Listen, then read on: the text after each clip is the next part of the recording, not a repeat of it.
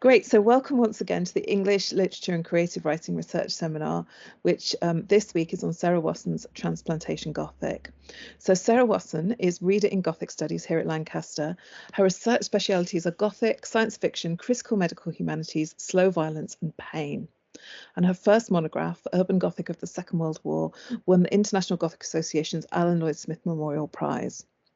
She is also, among the many illustrious things she's done in her career, co-edited the collection Gothic Science Fiction. She's guest edited a special issue of Gothic Studies on Medical Gothic, and she currently leads the AHRC-funded research network Translating Chronic Pain, which aims to better represent chronic pain experience through flash writing. And Transplantation Gothic is her latest monograph, and we're going to be hearing more about that in a moment. But first of all, I'm also going to introduce Dale Townshend, who's Professor of Gothic Literature at Manchester Metropolitan University.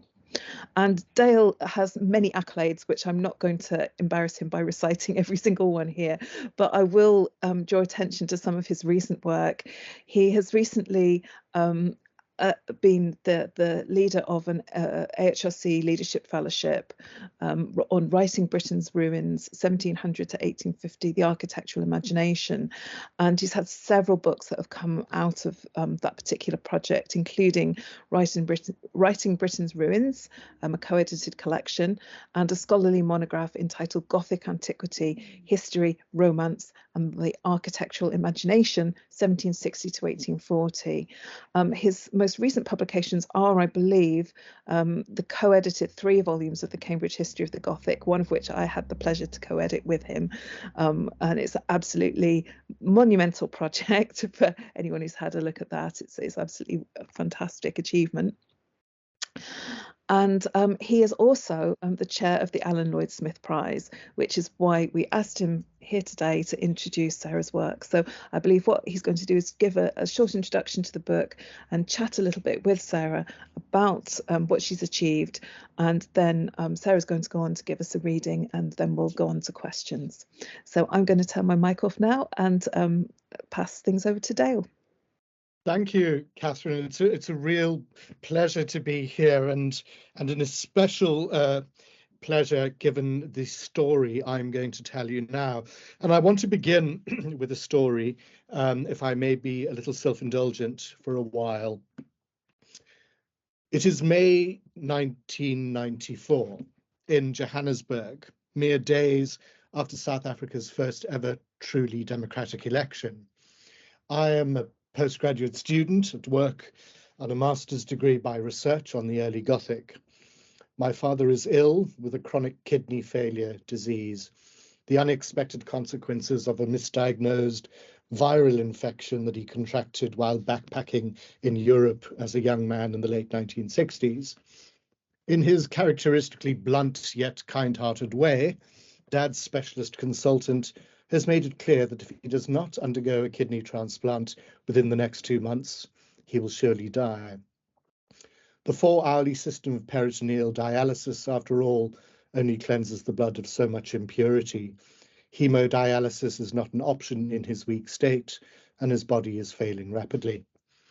Though exhausted, he remains positive and upbeat, finding the strength within himself to make jokes daily about the bland and lackluster diet that he's now forced to follow.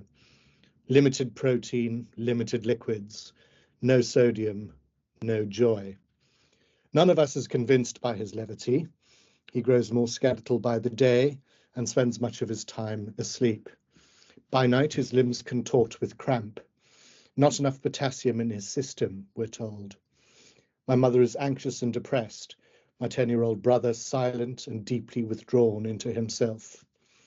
Though we wait and wait, as an entire family never straying beyond easy reach of the landline, these are the days before mobile phones, the call to announce a suitable match from a cadaver donor never comes. Are you registered as an organ donor? We selfishly ask our friends and extended family. Guiltily, I catch myself scanning the local newspapers for reports of fatal or near-fatal car accidents, unsuccessful suicides, cases of brain death. If we're compatible, I'll give Dad a kidney. I volunteer almost spontaneously over breakfast one morning.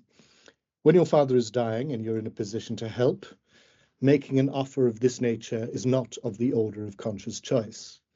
My mother weeps, my brother withdraws even further into himself, and my father just shakes his head, closes his eyes, and with a, "They say the operation is far worse for the donor, you know," he drifts off to sleep again. It is now Tuesday, the 1st of October of the same year.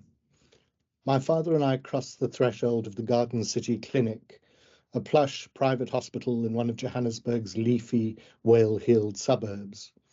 There is no public health care in South Africa to speak of, and certainly not if you're white and comfortably middle class.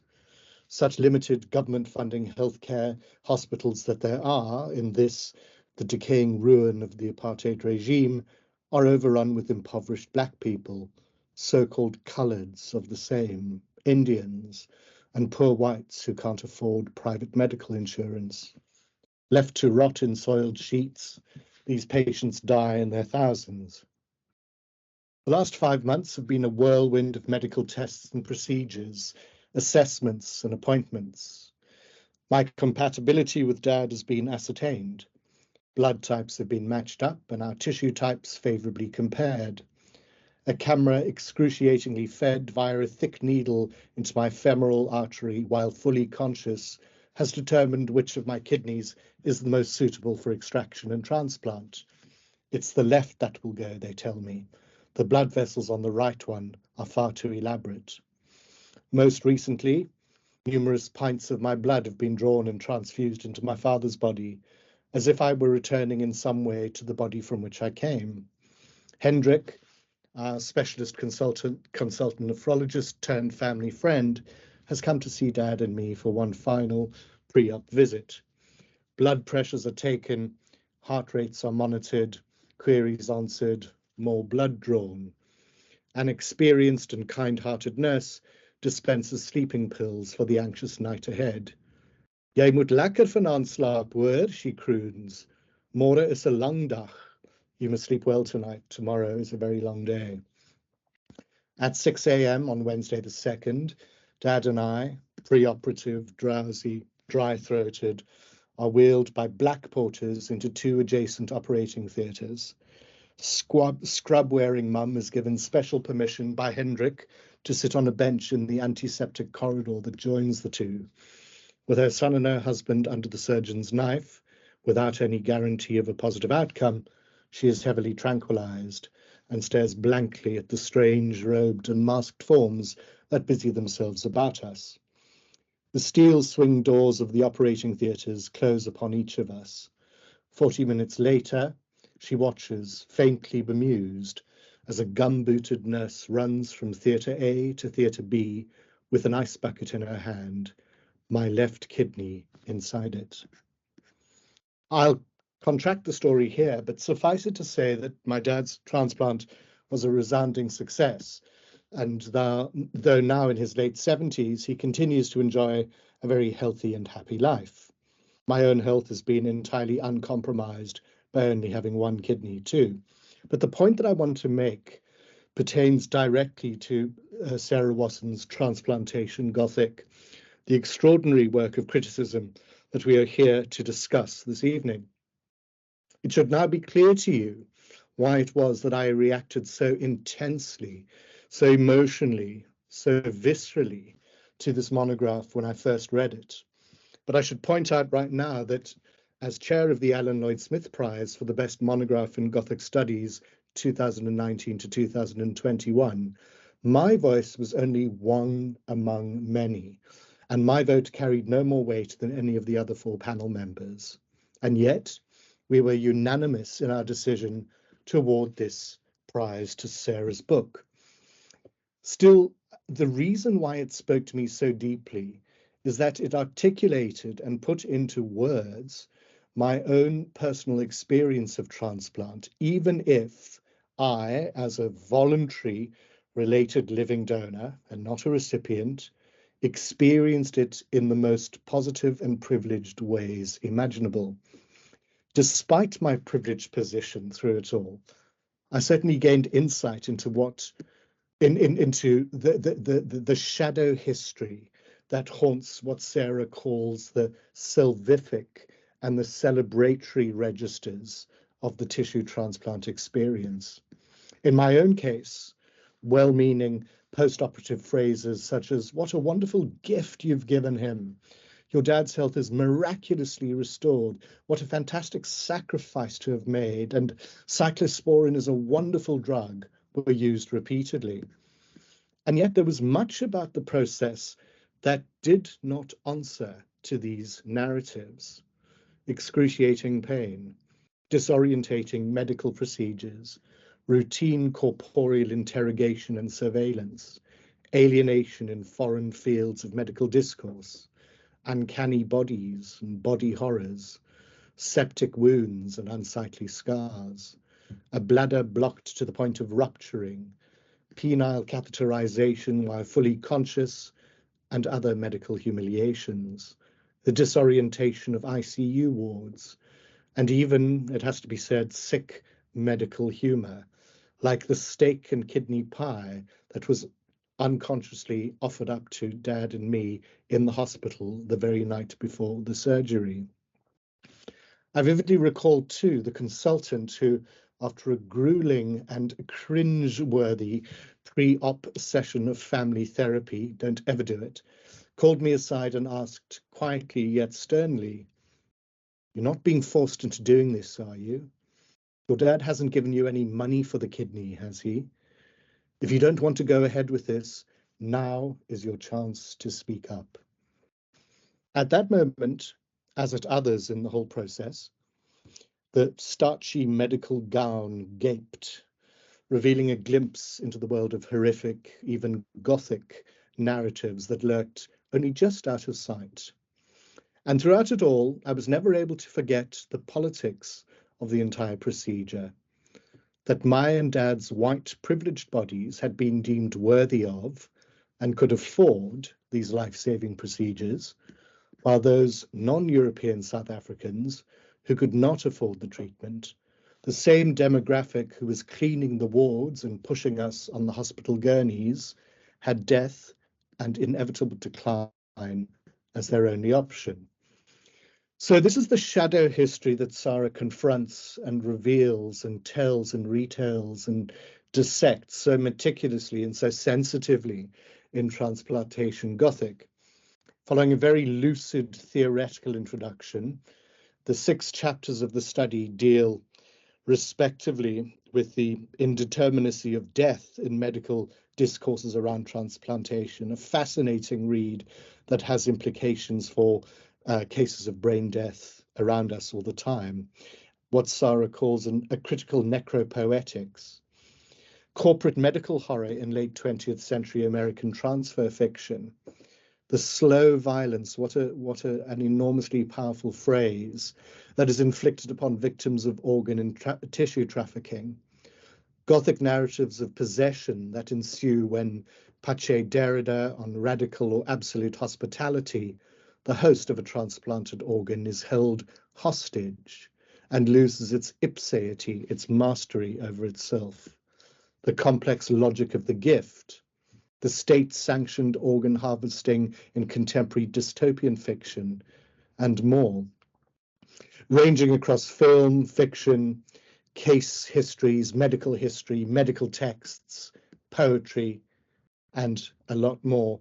This study is fiercely interdisciplinary, theoretically rich, yet invariably lucid and beautifully written. The book draws upon the insights of Agamben, Foucault, Mbembe, Derrida, Freud, Butler, Lacan, and others. So that's my kind of response to my background experience of similar issues, albeit from a place of absolute privilege. And I would like to start off by asking you, Sara, about a claim that you make earlier on, and which I found so very refreshing in a Gothic studies monograph. And the first is your very, very careful resistance to the anxiety model of Gothic. And there must be something in the water in Lancaster, because Catherine has written beautifully about that in Happy Gothic too. But this tendency to this recent tendency to move away from the anxiety model of Gothic and into a kind of Gothic that, following the argument in your book, is marked by a doubleness. Because as you show in almost all of the chapters, in relation to Gothic, to transplant, the Gothic can at times be complicit in absolutely heinous political and economic and biopolitical practices. It can render them invisible at times, as you so compellingly say, but it also plays a very important role in exposing them and through that resisting. And so in that kind of doubleness that you handle so beautifully throughout the book, you resist a very cheap, theoretically naive containment liberation debate. And it's really something that I related to. You'll move away from the anxiety model and into this doubleness that you explore. Can you comment a little bit on this doubleness of Gothic and its dual functions?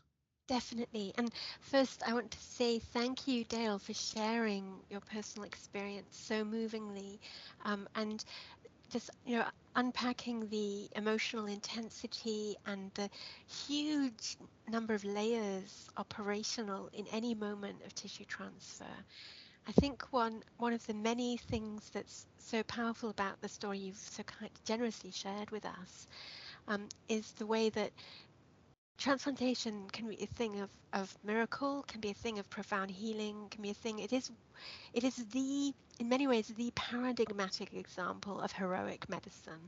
It literally breaks every limitation. Even today, there are some forms of transplantation that remain edge medicine, that's still fundamentally experimental. It's still that daring, that extreme, that heroic. And whenever I write about these kinds of heroic medicine, I always feel that there's a need for me to, I think I wrote this in the introduction to the special issue in Gothic Studies, in a few years ago, on medical Gothic, where I said that critics and people coming from within the field of medicine might find this collection or these kinds of work unnecessarily negative, in that we're looking unflinchingly at some unbearable horrors, which are not fictional. That's the thing, isn't it? Like, as you said, it's when the hospital gown gapes. And yet the presence of these shadows does not negate the fact medicine can be a thing of light. And so I've definitely said that, and I do mean it. Yet I also think it is extraordinary. I think it's absolutely extraordinary that when we're dealing with a medical practice that does involve either the death or the wounding of another body, that does have long histories of inequality in terms of access and in terms of which bodies are exploited, I think it's astonishing that it is so taboo to voice the shadows at all. And it is profoundly taboo. I mean, I've writing about this, I've not sought as much media engagement as perhaps I would with other books, partly because it's so controversial to even look at some of these issues. And we'll probably talk in a bit about the kinds of appetite that do exist for Gothic transplantation and the kinds of appetite that don't. Because there is a market for some kinds of transplantation Gothic, but not for the really difficult stuff to hear. So your great question there about trying to think about the Gothic beyond the neat, a kind of either as a salvation thing, or a symptom of a kind of quite historically bounded cultural anxiety model, which of course was very influential for a long time in Gothic studies. And I mean, I work with trauma a great deal. I work with anxiety. I work increasingly with long-term injury and affects that aren't so much traumatic as progressive and continuous distress. that might be sub-trauma in the sense of perhaps not as a cataclysmic event, yet perpetrated on the bodies of people and groups who are systemically excluded or exploited or just neglected within a culture, within a system. So I do look at those challenging things, but I try not to do it through the anxiety model. And there's a few reasons why, really. And I think there are two that I would mention offhand at the book I kept thinking of as I was writing the book. And the first was something that my brilliant colleague Catherine has written about so fabulously, which is really thinking about what the audience are doing with these works, and the fact that there's an audience pleasure in consuming the Gothic, and we have to keep recognizing that and keep thinking about how that functions. And also the brilliant work of Savvy, who I'm sure is still in the room, unpacking the really complex affects around horror, which can be very, very intricate and multi-layered and inhabit the same multiple affects at the same moment in response to extreme work, which can include pleasure, can include more ambiguous things. And I felt that to do justice to the pain that underlies so much transfer inequality, that I really wanted to draw on those beautiful strengths emerging from recent Gothic studies work, that tries to articulate the Gothic as more of a speculative mode often, that's trying to reach for a language for the extremes of body and mind without in any way being glib about how messy that is. That can be messy in terms of very literal, blood-strewn sense, but it can also be messy in the sense of the kinds of emotional and affective work that's going on behind enduring these moments. And that can include, on both sides of the page or screen, I think, the audience and the lives that are being echoed, paralleled, or in some cases represented, if it's autobiographical, in the pages, in the cinema work, in those moments. So I guess a long way to say that I think that the word speculative I found super powerful. And I think I first really encountered that in the marvellous work of Kelly Hurley, The Gothic Body. And I think so far, I know a lot of us, we've already drawn on the names of a lot of people within the Gothic studies community. And that feels right, because the work that emerges within this field is so much the work of everyone standing on each other's shoulders all the time. It's collaborative work, isn't it? It feels like that to me. It's a work of many voices, and there's a real ethical commitment, a sensitivity to the aesthetic subtleties and to the suffering behind them. Sorry, I don't know why it's doing that. Thank you. And that's something that within our field, I think I just want to celebrate. So a quick shout out there to the many of us working in this field and how much I appreciate you, really. Well, that comes across very, very very clearly, the generous space you give to other critics who have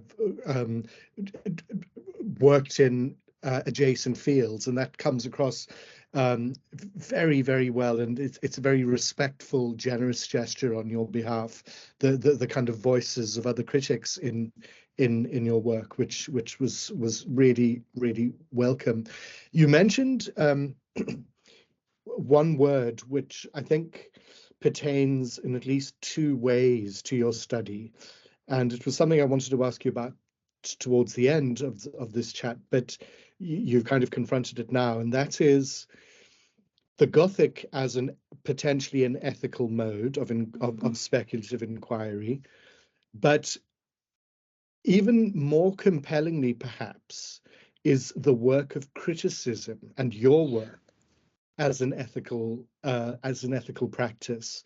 So there are two levels to the ethics, the ethical question that I was so struck by in reading your book, and particularly by the time we get to that very touching coda, where you kind of you come out as an ethical thinker, really, but it's there from the beginning. Can you comment on firstly kind of Gothic as a mode of ethical engagement, and how a Gothic ethics might look, what it might look like, what it might do, perhaps rooting it in the context of your book, but then more importantly, to talk about yourself as a critic deeply involved with ethical questions, because it's one of the most distinctive and singular aspects of this study. You read it from the first word, and you can tell that this is written from an enormous place of ethical commitment.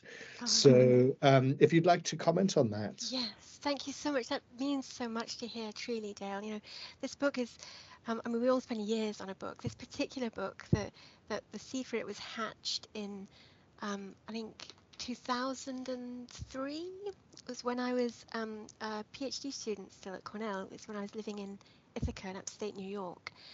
And I'll just say how it hatched, because that kind of helps respond to that question of having a kind of critical allegiance to thinking about, you know, witnessing in some ways.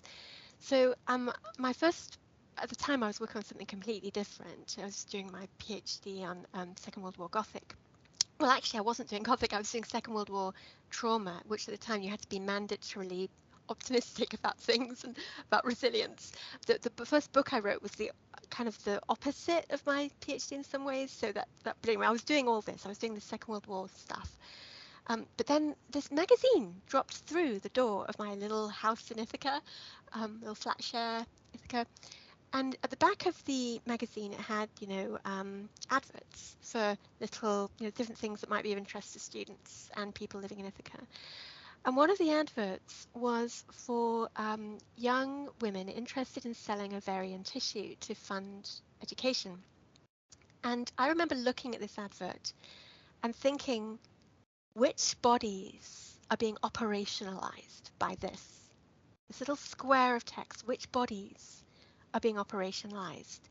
And at the time, I didn't have the apparatus of critical theory or even the books or anything to respond to that, to engage with it. But that's when it started. And I've been haunted by that ever since. And then the second thing that happened, which was soon afterwards, Kazuo Ishiguro had the temerity to write Never Let Me Go. I mean, I'm joking, but obviously it's a temerity, but it is an extraordinary work, and I know many of us have written about it and value that work. And the final 2 pages, which I will not spoil for anyone who has not had the experience of reading that extraordinary novel, but I know we're supposed to read novels with a sense of detachment.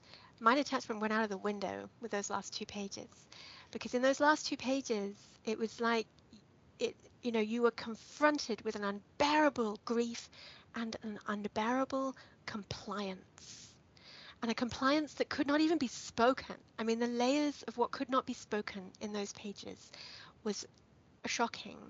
So I have been haunted ever since by a sense of how do you speak the unspeakable around the white space around that advert at the back of the leaflet. And obviously since then I've done a lot more reading and done a lot more thinking about it. And it was really when I found the body of thinking around Gothic representation that in some ways the earlier reading I'd done on trauma was able to click into a kind of gear that I could use for this project. And I want to quickly say, though, what I think is incredibly important is that we never, and I don't think any of us here would ever do this, we would never fall into that trap that David Punter brilliantly called out once in the IGA keynote he gave at Heidelberg, I think it was, where he warned us against the tendency of earlier Gothic years to kind of see the Gothic as a super cape of subversion,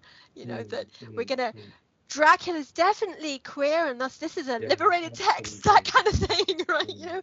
And yes, definitely Gothic can be very, very good at inhabiting those subversive spaces. And, you know, I really appreciate that kind of writing about Dracula. It's just that giving that subversion a kind of ethical charge in itself, I think we have to recognize that our favorite aesthetic doesn't do that. You know, there's nothing inbuilt. I always like to say that Gothic is a genre, Gothic is a mode, Gothic is not a politics. And that there's, you know, we cannot see it as tall as necessarily on the side of any angel.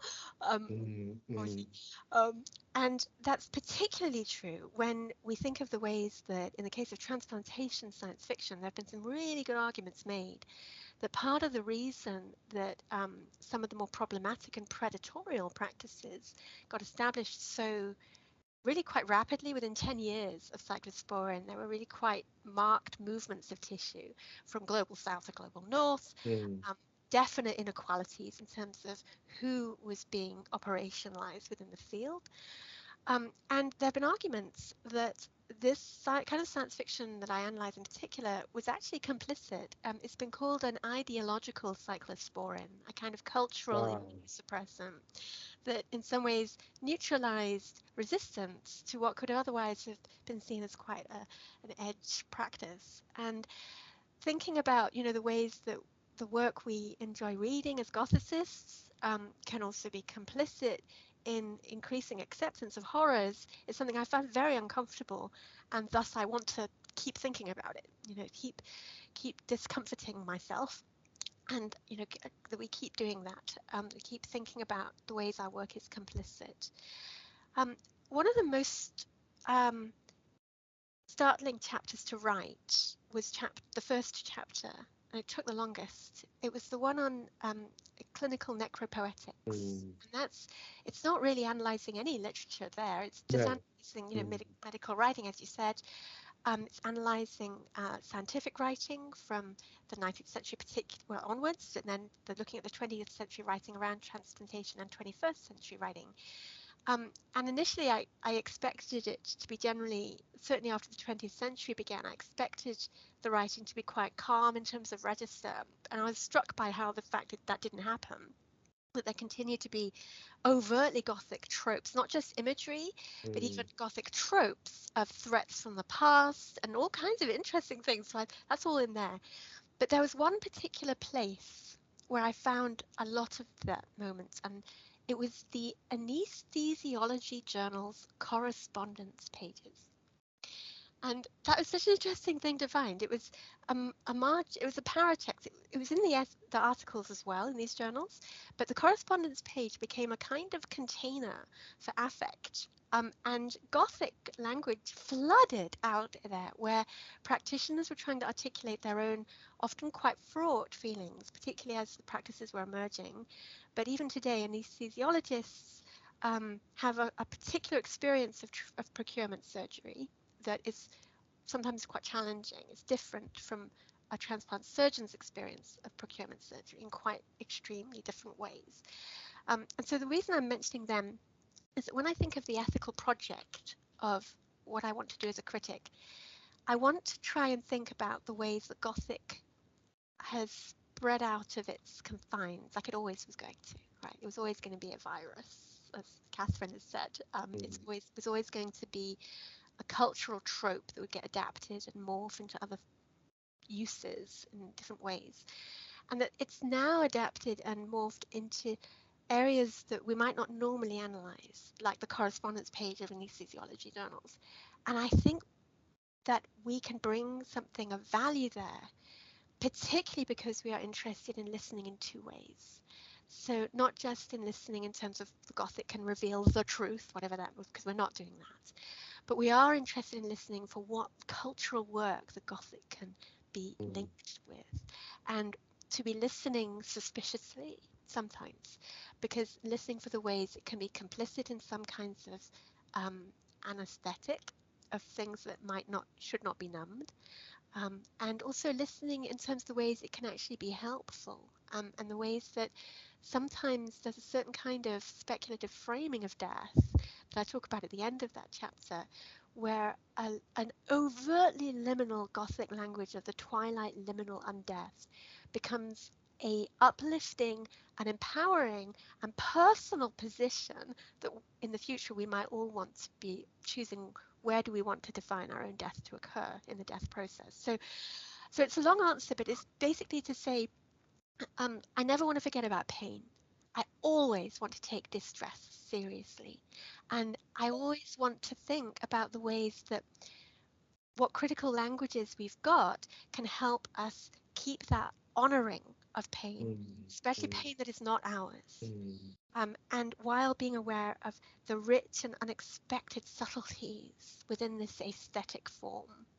Definitely that answers it a bit. That's a wonderful approach to the ethical possibilities of Gothic, to see it as a mode through which we can witness pain and articulate pain, and that's a very, very powerful point to take. I must say that I fell in love with this book very early on, but I was head over heels by the end of chapter 1. I thought your account of the your account of the impossibility of defining death, supposedly this absolute and this objective state, I just thought really ingenious. And these various disputed accounts of what it means to be dead, and when you are dead and when you are not dead, and how the various differences are often silenced in the name of organ harvesting, etc. I thought that was mind-blowing. I absolutely loved it. And I know that you've got some stuff to say, so maybe you should start off with what you want to read and say. And I've got a bag full of more questions that I want to draw you out on, but I'm conscious of time, and I'm conscious of the things that you want to say too. So shall I hand over to you? I'll read a tiny bit. It's just very small, but I just want to keep talking to you, Dale, because this is such a pleasure and a privilege. And I also want to say your own work on death was so helpful and inspiring as well. Your work on negated grief, I'm sure many of the listeners have already enjoyed and appreciated what you've done with that. But if they haven't, they should rush forth immediately and read it, because I think, and also the work of Carol Davison and Andy Smith in thinking about how 18th and 19th century languages of death frame things. So I saw this as a kind of chapter 1. I saw very much as kind of hopefully joining the voices, brilliant voices already there, thinking about how death works. And I'm going to say a bit now about something that I think is really important, and I really hope it's going to be something that can be useful to others. There are many of us in Gothic studies who are working in fields which are thinking about what you might call historical suffering of record, things that really happened, that kind of not just the fiction but the things behind the fiction, and many of us doing that. And I'm thinking also now, Xavi, of your incredibly moving talk at the IGA in Dublin, where you were thinking through Spanish Civil War death. I'm thinking of Meisha Wester's haunting work on African American Gothic, Linny Blake's work on nation and trauma. There's so much powerful work out there. I could just keep listing it, actually. And one of the things, and of course I've written about it too in my first book, which was looking at the kind of shadow side of the Second World War on the British home front, and really finding horror the best way of talking about that. But what I wanted to read quickly is about something I wanted to kind of articulate about the way that many of us try and do that responsibly and ethically. And so hopefully this will be useful. So I'll just quickly read that now. It's from the introduction. Notably, none of us working in that way sees Gothic solely as a privileged mode for challenging social cruelties. Each of us also identifies it as complicit in reinforcing toxic ideologies, othering the marginalized as monstrous. Gothic's a genre and a mode, not a politics, and it can be bent to ends both reactionary and progressive. I offer an analytic framework which may also be of use to fellow critics working the terrain between imaginative representation and the suffering that it indirectly refracts. And to that end, I offer the formulation of bodies disremembered to describe 4 ways in which Gothic can conduct ambiguous cultural work within those discursive borderlands. So it's dismembered with a re in the middle with kind of brackets. I apologize for the archness of it, but it honestly felt like the only way to communicate this idea in my head, so that's what I did. First, in their preoccupations with dismemberment, with dissection and vivisection, these works may mark efforts to subversively remember bodies and emotions that tend to be elided in the exultant register of dominant transplantation celebration. Secondly, any such work is also a disremembering, in the sense that no matter how heartfelt the critical attempt, it will also always be a failed attempt, since it can only ever be proximal. And so respect for the other, the alterity of the other is part built in, and it will always fail despite the fact we have to keep trying. So the tortured negatives of my coinage reflect the impossibility of the project, in that it reaches to hold images of suffering without co-opting the radical difference of another. Instead, to remain aware of others' suffering in ways that unsettle and wound us, as Jacques Derrida urges, actively embracing a state of haunting, refusing to lay ghosts to rest. And then thirdly, Gothic representations can mediate more conservative and even toxic remembering, more obedient to dominant trends, normalizing particular, sometimes predatorial aspects of harvest. So this book's not only a reflection on the dangers of biomedicine when warped by economic pressures, but also about the dangers of representation that let us distance atrocity as performed by monsters. Because the kinds of wounds that we're looking at in this book can also be performed by people getting a paycheck and just living an ordinary life. And then lastly, fourthly, the prefix dis and re speak of collapse and assembly, and speak of something of the ways tissue transfer is always already a process involving human and non-human entities. Assemblages, in the sense of Gilles Deleuze and Félix Guattari, combining states of things and bodies and hodgepodges of things together. Transfers assemblage not only in that it emerges from an intertwining of bodies and biotech and pharmacology, but also of legislation, health insurance documentation, waiting lists. And in all of these areas, systemic inequality has to be thought about. And if there's one chapter that I hoped might be read more than perhaps even any others, it's chapter 3, where I look in particular at the incredibly moving and devastating representations of African American vulnerability within certain kinds of harvest context. Whenever people asked about my book when I was writing it, and I said Transplantation Gothic, there was this overwhelming response that people expected me to be writing about dysfunctional transfer over there, places that weren't Britain and America, right? A sense that here it's all done in the light, everything's fair and equal, and there's access to tissue is fair. Whereas dysfunctional transfer was over there. And you know, this appetite to hear about dysfunctional transfer somewhere else was really striking. One journalist once called it an appetite for, quote, via vacam Gothic. He used to get phoned up, by journalists wanting to hear about unequal situations in Indian villages. And those are very crucial stories to tell, but I was very uneasy about the idea that dysfunction would be exoticized like that. And so I felt it was actually an ethical choice to make this book about the dysfunctional transfer representation within the UK and America, which are the bodies of work that I know the best, but also which continue to have profoundly unequal, heartbreaking, and sometimes horrific inequalities in terms of which bodies are operationalized and who gets access to the tissues. So that's something else about it, that that was a choice, and to keep turning the eye on ourselves all the time, really. That's what I wanted to try and do. And then the last thing I wanted to acknowledge, because I feel it's important, the book cover image. This comes from a brilliant artist called Andrew Carney.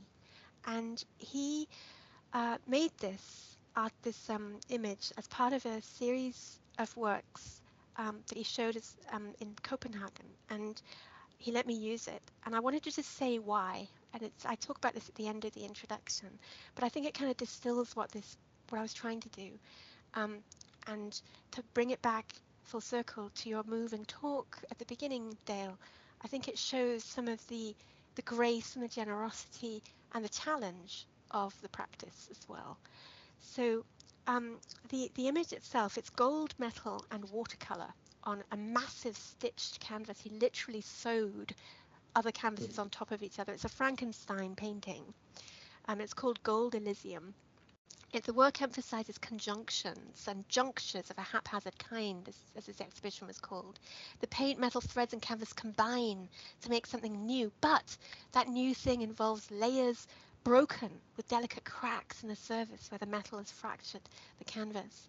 The work speaks of assemblage, of networks, shadows, and forces intersecting within the body, and it speaks of a range of emotional registers: gold, transfiguration, healing, and grace, but ambiguity in that grey heart's confinement, perhaps the recipient coming to terms imaginatively with it, or the body rejecting it as immunologically other. And we're also recognizing mourning for the injury of either the living donor or the dead donor or the donor kin, who may also be grieved. So transplantation saves lives, but saying that does not obviate the fact that, like any human activity, it may also involve grief, inequality, fear, and pain. And so this book was about trying to listen to that dark.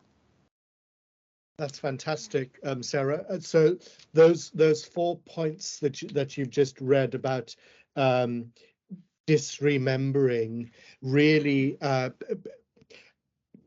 give a very succinct, useful answer to my question about the ethics of Gothic, the ethics of your project as a critic, but as you say, also provide a disremembering, a possible model for applying Gothic in other equally sensitive, controversial areas in future work, a very generous gesture. The other neologism that I wanted to talk about is stigmaphilia in a minor key, which I absolutely loved, and it comes from your coda, Writing Wounds. Can you talk to us about that? I would love to. It's the other thing that I truly hope I'm giving to the world, and that sounds really pretentious, but I honestly do. Stigmaphilia in a minor key is a concept I first kind of hatched it in a piece I wrote for the Routledge Literature Companion to Literature and Disability, edited by Alice Hall, which is full of amazing work by all kinds of brilliant people. And in that, I was drawing it originally from the queer theory work from the late 90s and early 2000s, where people like Michael Warner were talking about stigmaphilia as a kind of reclaiming shame. So that move of taking shame, taking that heaviness of that kind of affect, and turning it into something actually quite joyful to find, and even politically empowering. And I think that was very moving and brilliant work and necessary. So I'm definitely not. So I'm sticking with that. I like, yes, you're brilliant, awesome. I'm speaking very. I mean, I'm very, very much working from within that kind of queer paradigm personally, of like kind of thinking about, you know, positive ways of framing the non-normative position with which I personally also identify. But there was something when I was reading the work that I was reading, that there was something else that I felt I needed to be doing. And this is also actually in my work where I am thinking about queer positions as well.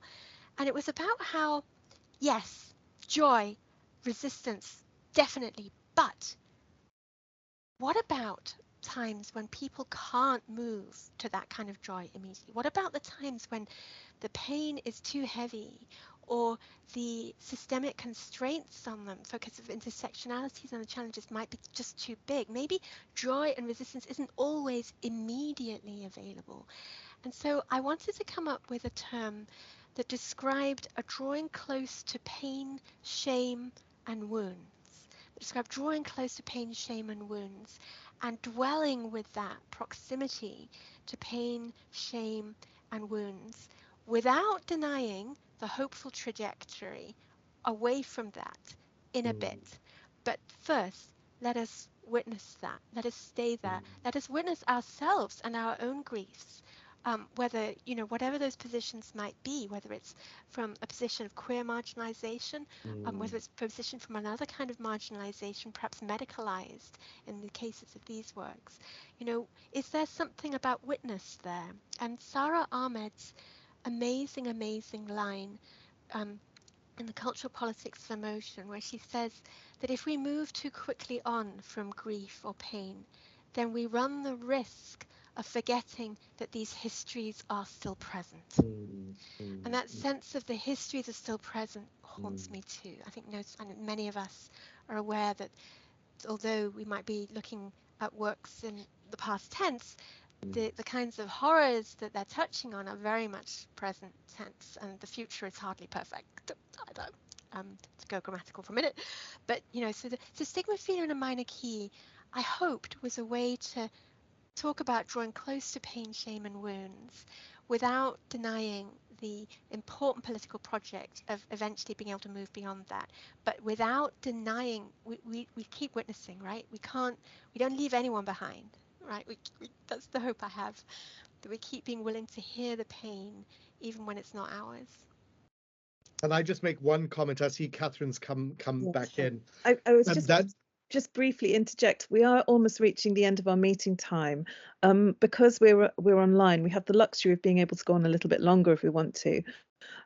So if people wanted to stay a bit longer for questions, that would be perfectly okay. But I also wanted to acknowledge that people may have other things that they need to go to. They may need to leave at 8:30, in which case, please just do feel free to leave, and that's absolutely fine.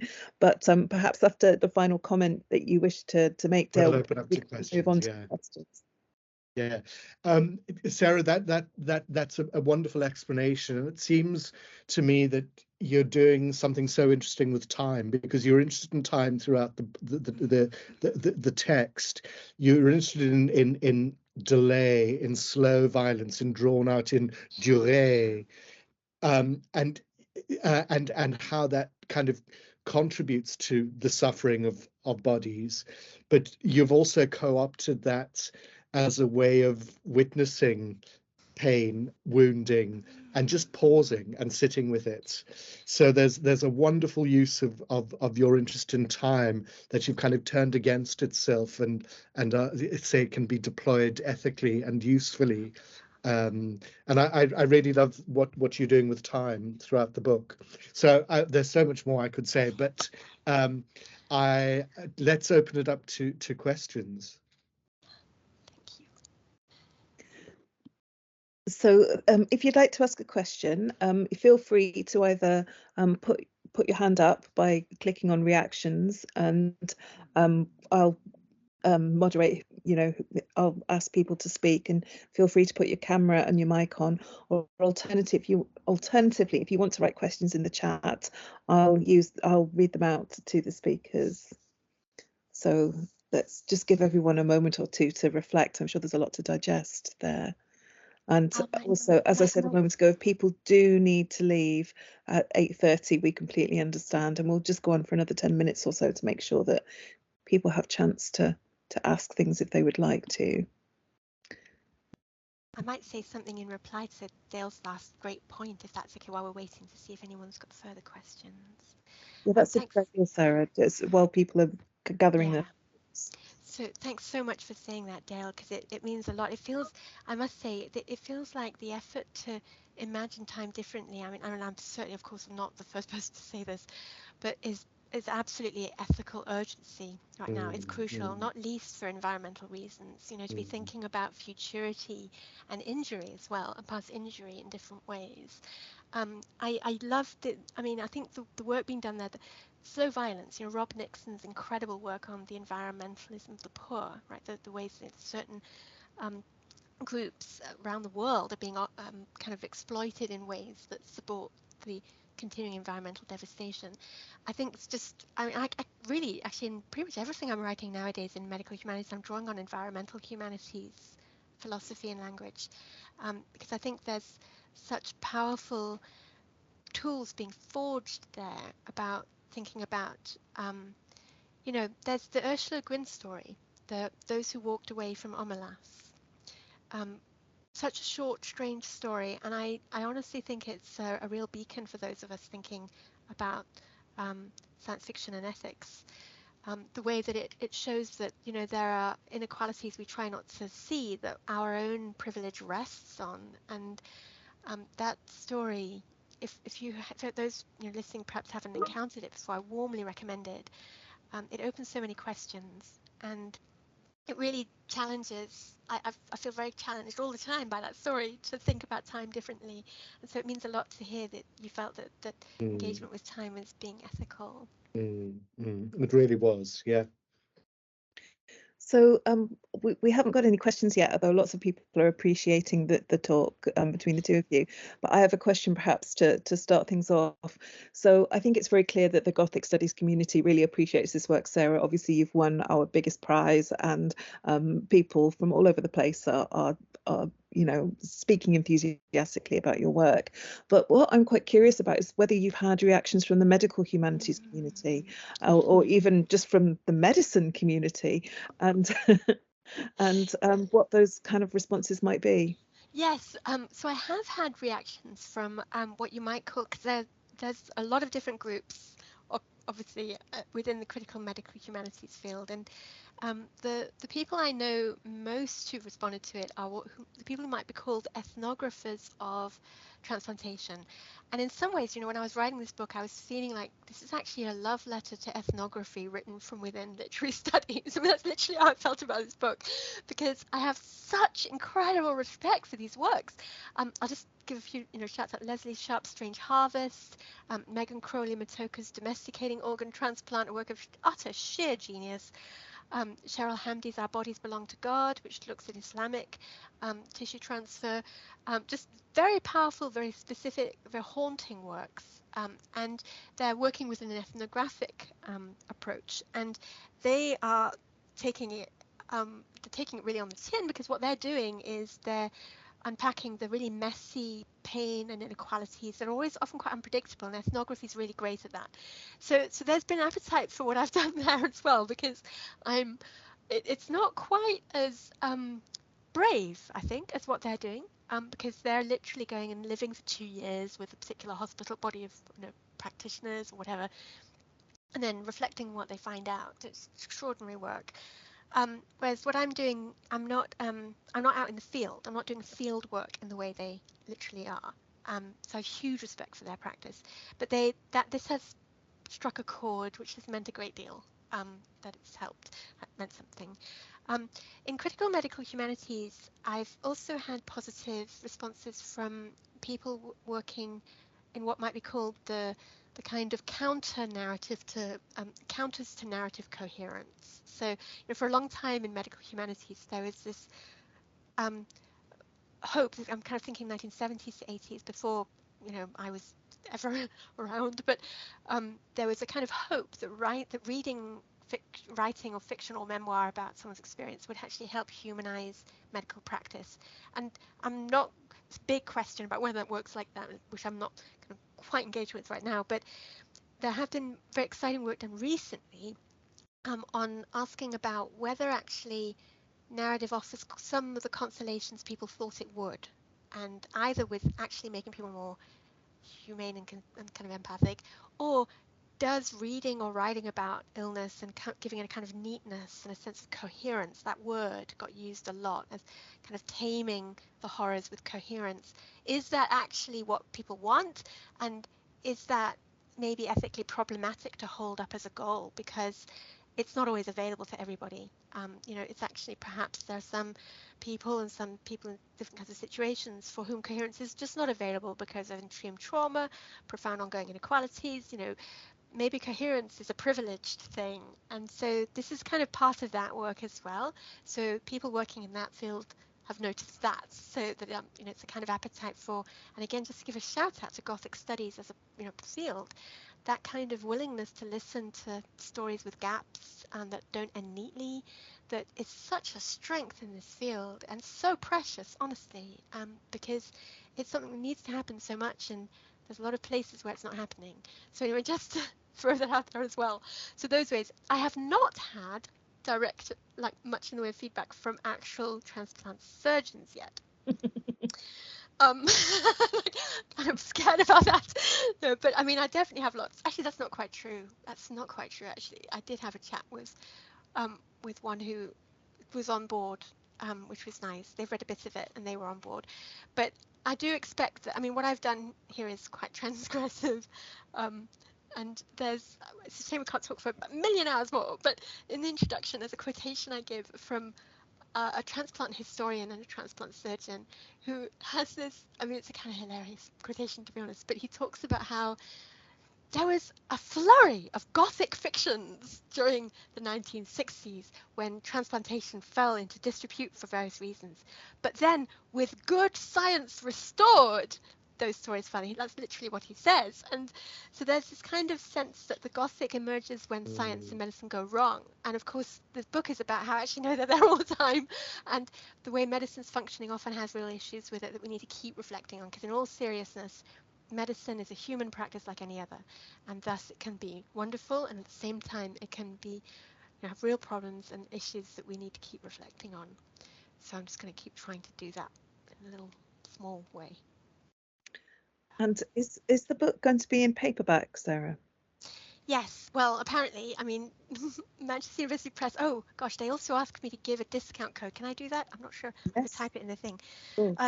So I'm so sure what it is. Let me just have a look. But it should be working as of tomorrow if it's not working now. So yes, it will be in paperback next March, I think. So that's the goal, that it will be out there. And the introduction, someone has asked if I could elaborate on disremembering, which makes my heart rejoice. I talk about it in quite a lot of detail in the introduction, but it's, yeah, so I perhaps won't repeat it now, but if you want to email me afterwards, I could probably send you that if you like, if you want to see it. Email address in the chat as well. I certainly will. I will pop my email address in. You guests who are not from the university, so they might not easily be able to see it. And I'm also going to pop into the chat, whoops, Transplantation Gothic, because you know, I really do have such appreciation for Andrew Carney for letting me use his image. So I'm going to pop into the chat the link to the book on Manchester University Press's page, because you can also see it big, the artwork. And it's got the chapter description there too. Yeah, you feel like, you know, you feel like you're responsible, and that would be totally presumptuous to claim responsibleness for stories that are not my own, and I would never do that. But you feel you're responsible for trying your best to tell fragments of story, or at least to draw a gaze to the certain stories that happen behind anesthetized spaces. And so that's also why I think if it was promoting something that was just like something, I feel like I've got to try and promote this book. I've got to try and get people to read it as much as I can, because I want everyone to know what happened in Pittsburgh in 1990. You know, I want everyone to know which bodies were the ones that were under the knife during the experimental forms of DCD. And people don't know that. I want people to know that. I want people to know about the kinds of wild and kind of endearingly mad textbooks that were circulating in the early 20th century, which were talking about death and literally using like plates from Gothic novels to illustrate it. You know, I want people to know about the kinds of heartbreak that beset donor kin when they feel that their loved one's sacrifice has been erased. So I just want to keep raising awareness of all those little stories, really. In this way. We have a question from Xavier here, Sarah. He wants to know about your work with flash fiction and whether that's shed new light on your research on the self-articulation of pain. What a great question, Xavi. Yes, my next book is going to be looking at short form pain writing, and in many ways it is actually a continuation of this, in that, like you said so beautifully there, Dale, it's about thinking about time and different ways of using time ethically, and this sense of I'm being very much drawn to what flash fiction and flash memoir helps you to do in terms of inhabiting a moment without succumbing to cultural pressures to reach for a neat ending. I edit an anthology, and I'm just going to link that as well, because I might as well. I'm linking things blithely here. It's called Translating Chronic Pain, and it's got quite a few flash works on it already from all around the world, and some are being translated into Spanish, and there's a parallel kind of platform developing in Brazil, I think, and so there's lots of ways this work's taken on an interesting life of its own. And in this work, what's been very striking, it's up to 150 words, and I'm ruthless.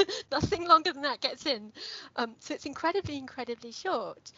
And what that did, I was an experiment in some ways. I didn't know what it was going to do. But I'm just going to paste into the chat. It's a bit faded, but I'm just going to paste in the chat the current tag cloud, which is user-generated tag cloud.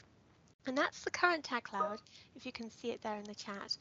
And you can see that these are actually some of these are quite negative words. You know, they're not words that are all about resilience or triumph or closure or, you know, peace. Some of them are about quite difficult things. And the short form did definitely free up people to inhabit some moments that you know, would not normally be how you would end an illness narration in a lot of ways.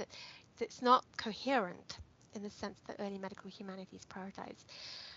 So I'm a fan of this. I'm interested in keeping thinking about this, what short form work is doing. And it's not to say that a short form work can't be a story. I mean, there's that famous story, which might have been by Hemingway, but probably was someone else, of 6-word story, for sale, baby shoes, never worn. You know, that's a story. That's a narrative right there. It's got everything you need for a narrative. Everyone says that about that little heartbreaking fragment. So it's not about short form not having narrative in it. It's more about a short form sometimes being able to slip free of what I think of as mandatory patient roles within culture, the kinds of patient role of neoliberal resilience, optimism, you know, managing yourself, being positive, all that stuff, which is increasingly a political and moral position which our culture's mandating. And so just thinking about that a bit, and what's also remarkable is it opens up social connection in an unexpected way. And I'm writing about this for a special issue I'm editing for Literature and Medicine. It's coming out soon. Some amazing people writing for that. Very excited to see how that emerges. And something that's striking there also is when early forms of illness narration, very much, particularly the ones that publishers were keen on having, like in the 80s and onwards, were about celebrating one individual's journey. You know, kind of one journey, ideally towards overcoming or at least reaching a position of peace with their position, which is totally awesome, and I don't in any way, you know, want to disrespect that. But what's interesting about these shorter forms is that they seem to blur the edges a bit more and be much less about just an I, a single person, but thinking about a kind of social connectedness, not least because the pieces start replying to each other, and it becomes a kind of polyphony. And I think that's really important as well as part of current ethical practice around illness, and indeed also around other challenges, in that it's thinking about not just the journey of a brave individual, but also the journey of people suffering in systems. And the Gothic's always been so good at thinking about community that's dysfunctional, you know, dysfunctional systems, broken systems, failed families, thinking on a broader scale, cruel societies, dystopian inequalities that we might miss but that are there. And so the short form work is doing those two things, and I just think it is exciting. So thank you for the question, Zavi. So definitely moving with that, looking at that a bit going forward. Love to talk to you more about it. This has been absolutely wonderful, Sarah and Dale. It's just been such a treat to listen to you, but sadly, I think we really must draw this to a close. And we did start a little bit late, so I hope people will excuse us for going on a little bit extra time. But if we can't do a round of applause online, but hopefully we can all sort of join a virtual round of applause for, I'll do it for you, for Sarah and Dale. Thank you for sharing and for suggesting this forum. It's been wonderful. And thank you to Sarah. Thank you. And thank you, Dale. Thank you so much, and again for the amazing story you shared at the beginning. All being well, we have recorded the talk and we'll be able to post it on the department's YouTube channel. So if you missed the first parts, I think 1 or 2 people did, then you'll be able to go and catch up with that. And yeah, let people know about it so other people can go and enjoy it too. And thank you for coming, everybody. Thank you. Thank you. Bye-bye. Thank you.